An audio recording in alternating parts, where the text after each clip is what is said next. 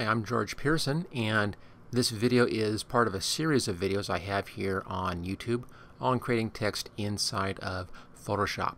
Be sure to look at the description for links to the rest of the videos. Okay, let's go ahead and get into the new video. In this Photoshop text video, we're going to make this superhero kind of text. It's pretty straightforward. There's a few things to understand on how to do this to give this proper quality. Now I'm going to just get this out of the way. All this moving on down just off our screen here.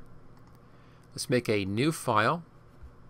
I have mine set at 2100 by 1500 pixels and 300 dpi, so it's set for a fairly good size. And the 300, of course, is for printing quality. Choose OK. And there we go. I left the background as white. That's our background color, as you can see right there. Just give us a nice background to work with. Now we need to have some type in here. The type I selected is a real fat typeface. For this kind of look, you want to have something real fat. I mean, that's okay, but it's not really superhero looking. That's getting a little bit closer. I'll just scroll down my type list. If I go pretty quickly, you can see it's pretty easy to spot the black typefaces. We're looking for a black typeface, and the one I want is Show Card Gothic. Quite a ways down my list here, down in the S's. I'm just going to scroll pretty quickly here to get down to the S's. There, almost there. Okay, Show Card Gothic. There it is. So that's the typeface we'll be using. And I'm going to set the type size here to 72 just to start. And it doesn't matter what your beginning color is. I'm going to set this at red. We're going to be covering it up with a different color anyway. Okay, there we go. Let's just type in our words. Do kapow and a nice big exclamation point. So there's the basis. So it's a nice looking typeface, kind of fun looking brush style typeface on here. Work out well for us.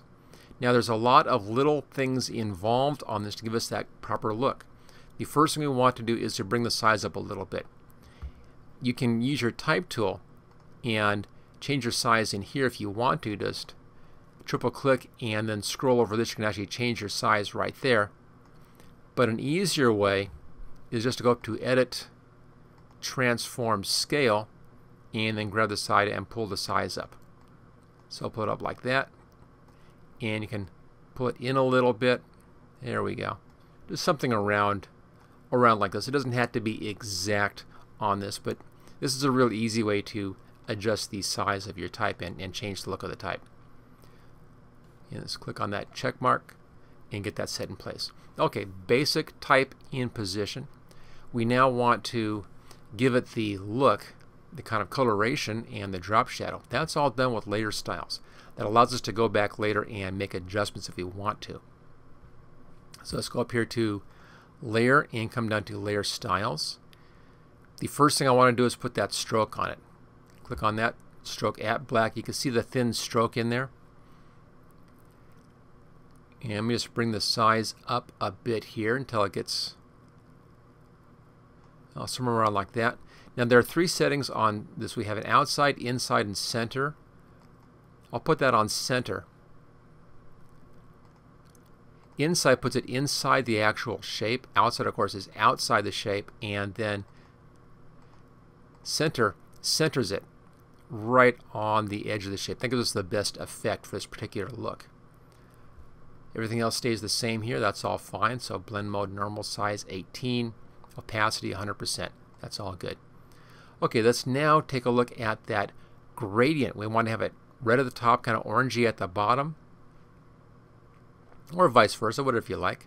I'm doing a gradient overlay in here. Now, you can come in here and choose from all kinds of different gradients. This is foreground to background color in there, but we want to do our own coloration. So I'm going to click on the gradient itself, and that brings up the gradient editor. And here we have a left side and a right side. These are the colors down here. The top ones are transparency styles. We can ignore those on this discussion.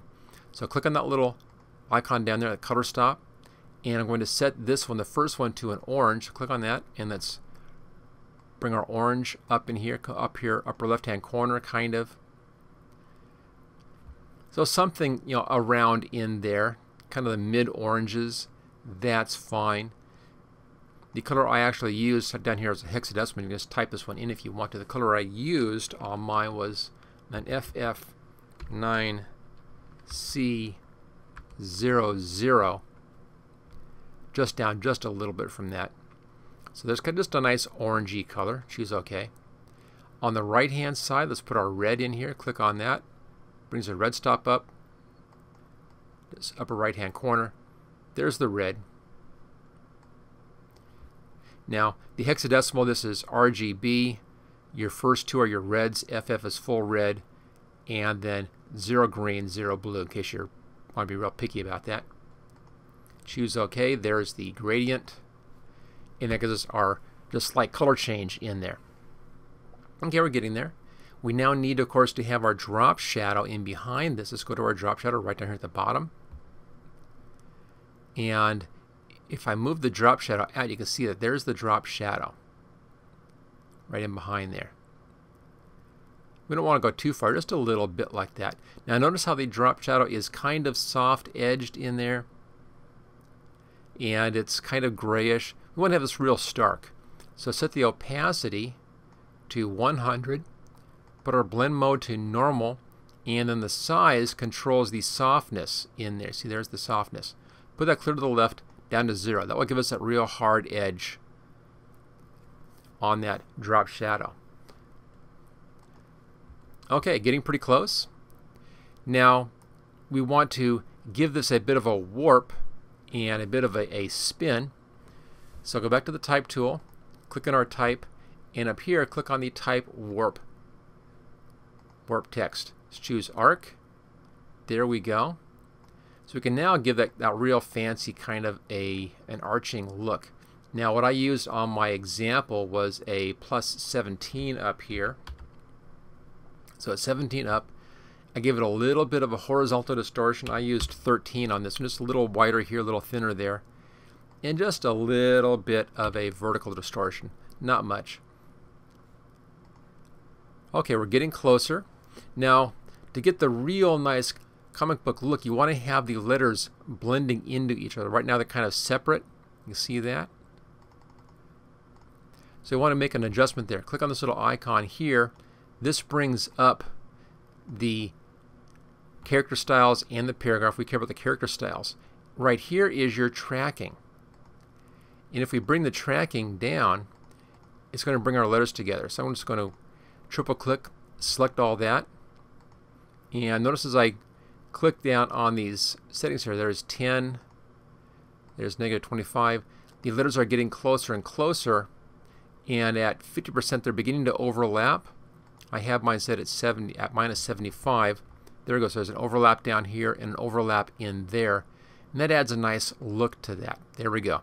Gives it more of that comic book effect by having some of this letters overlapping. All right, we're just about done at this point. Let's just give this a rotational spin now. Bring it down a bit here. And we're going to rotate this.